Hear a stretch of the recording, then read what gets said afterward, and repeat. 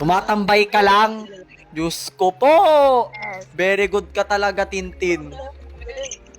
Top 1 ka na. Ano ba ginagawa mo dito? Ako, kung ako tatanungin mo, naghanap ako ng professional dito. Bakit nga ba nandito ka? Naghahanap ako dito ng mga professional. Doktor ba sa therapy? Kung paano maka-move on.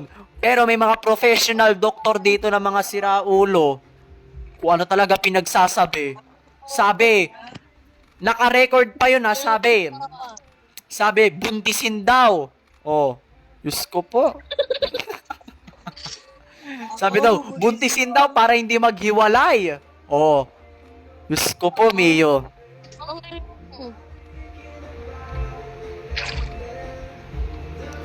Tapos meron ditong doktor therapy na nonchalant. Diyos ko po. Ilang taon ka na ba? 12 years old. What? 12 years old. 12 years old. Legit? 12. Diyos ko po, i-type ko na nga lang. Legit? Puki ng lagago.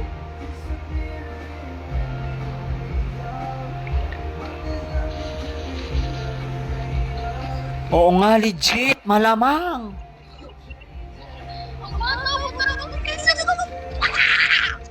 Ano yun? Ano yun? Bakit nangyari?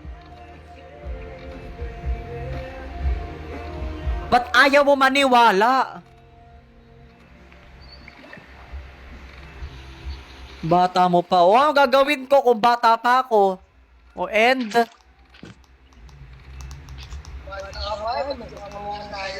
Sira ulo ata to ah.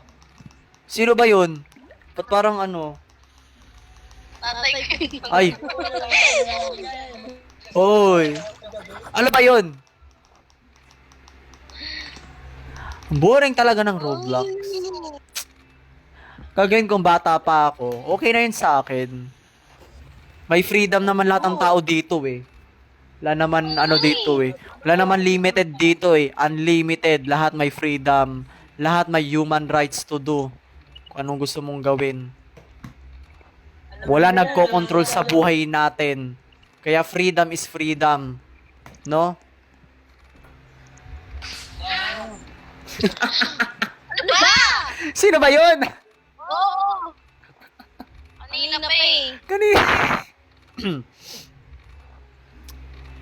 Sino ba yun? Okay, so, by the way, magbigay ka nga sa akin ng advice kung paano maka-move on. Total, andito ka naman sa therapy. And then you are the doctor because you sitting. No? The Bluetooth device is ready to help. Umuupo ka sa upuan ng doktor. So, you need help me. You need to help me or support me sa mga problem ko because you are the therapy doctor. Ilang years na ba kayo? Ilang years? The Bluetooth Months. device is Oh. ready to help. Isa pa. Sinful. Mga months pa lang kami. Months, 3 months, and 2 weeks. Ang pagmamahal ko sa kanya ay hindi fake. LDR kami. Long distance relationship. Long distance kami. Ulitin ko ha. Bluetooth device is ready to help. Di ko, Para sa tong tracker. okay. So sa taga saan siya? Sa Batangas. Batangas. Ay. Inaba. Taga Batangas. Anong hiwalay reason? Ang reason is sabi daw, okay, actually second chance niya. Second niya kung niloko or nag-break up kami. Ito yung reason. Ano ba yan? Visit na, ay, ba yan? Ba't kasi ako ganito? Hoy, magbigay ka sa akin ng advice sa Tintin. Ikaw namang gusto. Etong tanong, sabi mo, anong reason? Ang reason is, sabi niya daw nung una, August 13, 2024. August 13, 2024. Mga 2:04 p.m. Ha? August 13, 2024. 2:04 p.m. Sabi niya sa akin, love, pinagbawalan ako mag-boyfriend. Oh, pinagbawalan ha. Pinagbawalan daw siya mag-boyfriend. Malamang ako, umiyak ako. Tinanggap ko naman. Pero, nalaman ko na lang after 5 days, yung kaibigan ko, nag-text sa akin at sinabi, Hoy tol, kalidog cute. Yung ex-girlfriend mo may bago na, may nakasulat or meron doon sa bio niya, pangalan. Basta, ganon. May pangalan na lalaki. Tapos, sabi ko, baka best friend niya lang yan. Baka best friend or BFF niya. And then, Tintin, hindi ko ine-expect na ganon pala yung mangyayari. Ito kasi nangyari. Meron siyang pinost sa TikTok. Alam mo kung ano yung pinost niya? Ang pinost niya doon is asking my classmate kung kanino ako bagay. Then, doon sa another slide, may nakasulat doon na pangalan ng lalaki. Tapos yun, very good nga. Tama daw. O tapos eto pa. Nakakainis talaga. Na-stress na naman ako, no? Na-stress na naman. Ganito naman. Nung September 3, 2024, mga 7:50 ata or mga 6:59 or ano ata 7 o'clock, ito. Nag-message ako sa kanya na kilala mo ba si Kali Dog Cute or kilala mo ba yung real name ko? Sabi niya, oo. Sabi niya is, siya yung ex-boyfriend ko. And then, suddenly, yung kapitbahay kong kaibigan ko, tinext pa naman yung ex-girlfriend ko. Then, alam mo yung ano sinabi? Sinabi niya sa ex-girlfriend ko, Hoy, yung kausap mo, hindi iba, si Kali Dog Cute yan. Oh, nalaman ng ex ko na ako pala yun. Anong tawag doon? Ha? Wala lang. Ano? Sinabi niya yung plano ko sa ex ko. Yan tuloy, nalaman ng ex ko kung sino yung kinakausap niya. Oh. Sinabi pa naman kasi, oy, hindi yan stranger. Si Kali Dog Cute yan, yung kausap mo, yung ex-boyfriend mo. Yun. Kaya nalaman ng ex ko. Ha? Sino nagsabi ng BFF mo? Malamang best friend ko, kapitbahay ko lang, kasi alam niya na meron akong secret account. Secret account. Ba't niya sinabi? Tawag nga doon, backstab eh. Madami nagsasabi na backstab daw tawag doon. Hindi backstab yun, kaplastikan niya. Kaplastikan ang... Hindi mo kasi alam yung story. Pero meron ako isang professional doctor. Ala, ito yung Yuji kanina. Hoy, oopsie, Hoy, makinig ka dito. Visit ka, hindi mo ko pinapansin, ha? Okay, ito Tintin and oopsie. Makinig kayo sa akin. Ang tawag doon, backstab. Alam mo kung bakit? Sinabi niya yung plano ko para makausap ko yung ex-girlfriend ko. Yan tuloy, nalaman ng ex ko. Then, eto pa. Hindi naman backstab yun, te.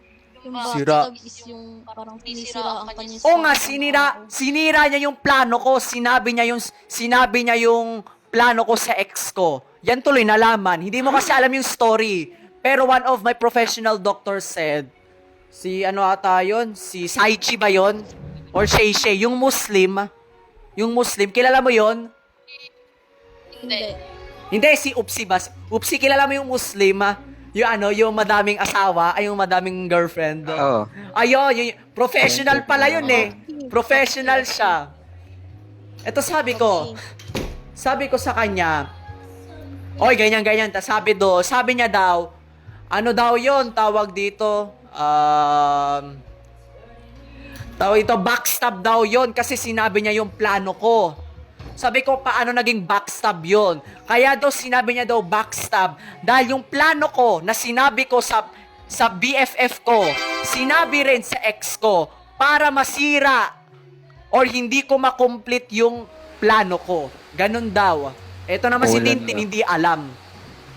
Yung plano ko kasi, so ang ginawa ng BFF ko, sinabi niya, kwenento niya lahat ng plano ko. Yan tuloy, nalaman ng ex ko. And then suddenly, sabi niya, yung bago daw, ay yung nasa bio daw, kaibigan niya daw yun, kaibigan niya lang. Best friend forever niya daw yun for about 1 year. Or baka naman, best forever. Best boyfriend forever. About 1 year. Yan. Sabi ko, hindi ko na lang sinabi sa kanya kung ano yung pinost niya sa TikTok. Tapos yun, no, September 13, 2024, bandang 3:59 or 4 o'clock PM ha. Kabisado na yung oras. Malamang, September 13, 2024, 3:59 or 4 o'clock PM. PM ha, hapon yun. Pagkagising ko, sabi niya, Love, may I ask a question? Ay! Sabi niya, Love, may I ask you a question? Sabi niya daw, maghintay daw ako for about 1 year. Ito, 1 year. 1 year daw. Sabi ko, bakit? Bla, bla, bla, bla, bla, bla. Umiyak ako. Sabi ko, sana hindi ko lang siya minahal. Tapos sinabi ko na rin sa kanya, alam ko, nung una pa lang, meron kang pinost sa TikTok, ganyan. Sinabi ko lahat ng secret ko about sa kanya. Ayun. Kasi meron siyang hindi sinasabi sa akin, pero alam ko. Sinabi ko sa kanya, tapos block ko na siya. Block ko na siya sa buong Facebook, buong TikTok, buong Instagram, buong Roblox. Lahat tapos. Wala na kaming communication. Kahit sa Google man yan, kahit sa picture man yan, ni-remove ko na, buwisit. Ay, sorry po, Lord. Yon. Oo, Di wag ka makinig. Oh.